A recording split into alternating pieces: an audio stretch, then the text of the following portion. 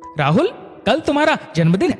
घर में पंडित जी को बुलाकर सत्यनारायण भगवान की कथा का आयोजन कर लेंगे और हर बार की तरह मिठाई फल लेकर अनाथाश्रम चले जाएंगे। क्यों, मैंने ठीक कहा ना? अजय ने अपने बेटे राहुल से कहा।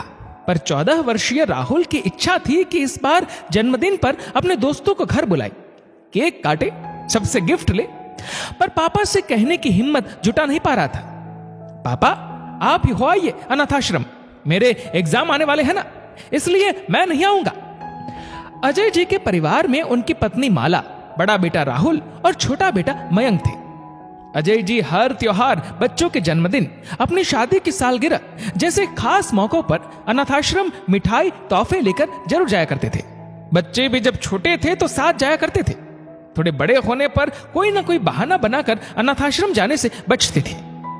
जन्मदिन के दिन सुबह सुबह पापा अनाथाश्रम चले गए और माँ माला पूजा की व्यवस्था करने लगी। माँ, पापा इतना सारा सामान लेकर हर बार अनाथालय क्यों जाते हैं? पापा का बस चले तो अपनी सारी जायदाद अनाथालय वालों को दान दे दे।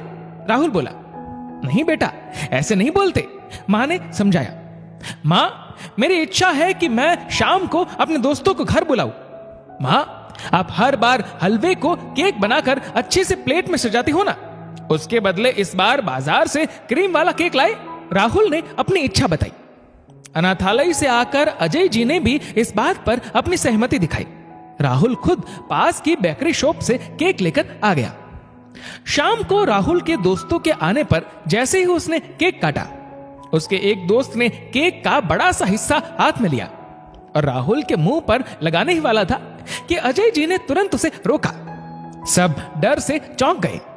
ऐसा नहीं करते बेटा, केक खाने के लिए है, इसे मुंह पर लगाकर बर्बाद मत करो, इसे सब मिलकर अच्छे से खा लो, या नहीं खाना चाहते तो किसी और के लिए रख दो। राहुल सोचने लगा, आज पापा मेरा जन्मदिन बर्बाद करके ही रहेंगे। सब बच्चे एक दूसरे का मुंह देखने लगे। माला ने बच्चों के लिए पास्ता, चाउमीन, पाव भाजी की व्यवस्था डाइनिंग टेबल पर कर दी। अजय जी इस बात का पूरा ध्यान रख रहे थे कि कोई बच्चा खाना जूठा तो नहीं छोड़ रहा। एक बच्चा थोड़े खाने से भरी प्लेट रखने लगा तो अजय जी बोल पड़े, बेटा, इस तरह अन्न का अपमान नहीं करते, उतना ही खाना प्लेट में लेना चाहिए जितनी भूख हो। कितने लोग भूख से तरसते हैं और लोग अनाज फेंकना अपनी शान समझते हैं। फिर से पापा ने 5 पन्नों का भाषण शुरू कर दिया। राहुल मन ही मन बड़बड़ाया।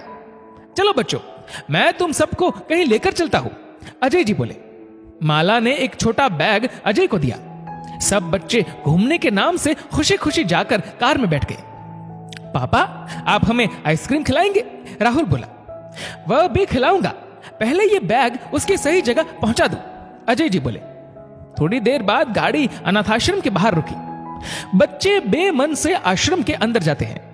अजय जी को देखकर वहां के सारे बच्चों में खुशी की लहर दौड़ गई, क्योंकि अजय जी आश्रम के बच्चों के लिए हमेशा खाने पीने व जरूरत का सामान लेकर आते थे।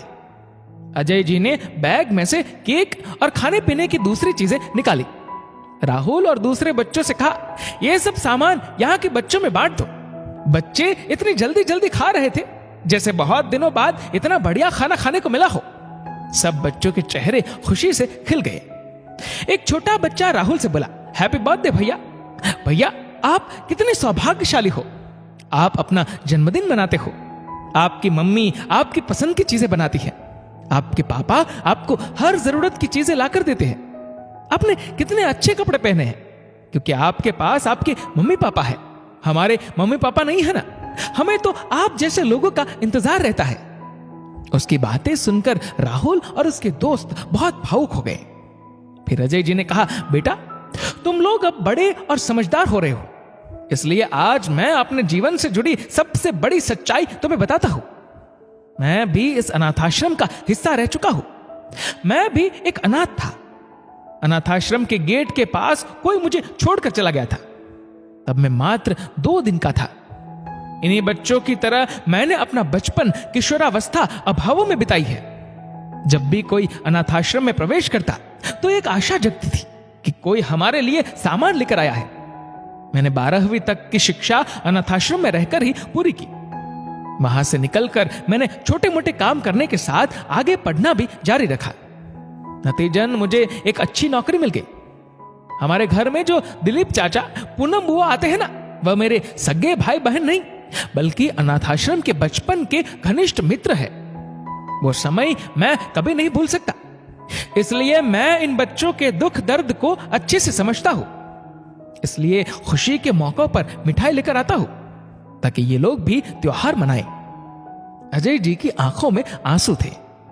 राहुल के दोस्त बोले, अंकल अब हम कभी अन्न का अपमान नहीं करेंगे और अब से हम भी अपना जन्मदिन इन बच्चों को खुशियां देकर मनाएंगे। राहुल अपने पिता से क्षमा मांगता है और कहता है, पापा अब से मैं भी हमेशा आपके साथ यहां आया करूंगा। दोस्तों, इस वीडियो को लेकर आपकी क्या राय है नीचे कमेंट करके जरूर बताएगा। और अगर आपको वीडियो अच्छा लगा हो तो इस वीडियो को लाइक करेगा, शेयर करेगा ज्यादा से ज्यादा लोगों तक। और ऐसे ही और भी इंस्पिरेशनल वीडियोस के लिए सब्सक्राइब करें हमारे यूट्यूब चैनल को और फेसबुक पर फॉलो करें हमारे पेज को। धन्यवाद।